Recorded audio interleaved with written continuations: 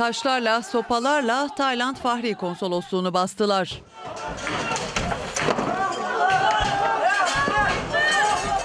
Binanın camlarını, kapısını kırdılar, Tayland bayrağını indirdiler.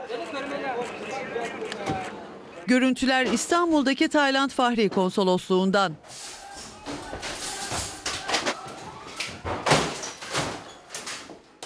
Gerekçe Sincan Uygur Özerk Bölgesi'nden kaçarak Tayland'a sığınan Uygur Türklerinin Çin'e iade edileceği iddiası.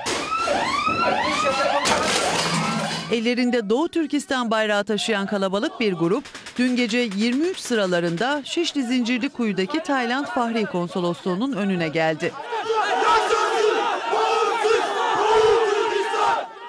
Tekbirlerle başlayan gösteri kısa sürede saldırıya dönüştü. Gruptakiler binayı taşlamaya başladı.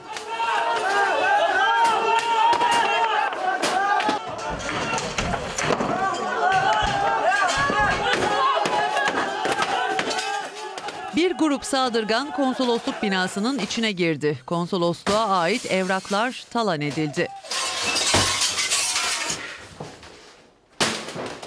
Olaylar sırasında binanın çevresinde hiçbir güvenlik önleminin olmayışı dikkat çekti.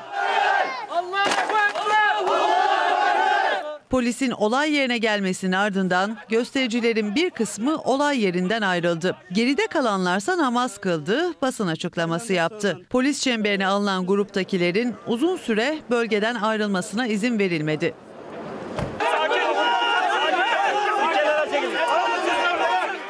Gruptakilerle polis arasında zaman zaman tansiyon yükseldi. İlerleyen saatlerde eylemcilerden bazıları polis tarafından gözaltına alındı.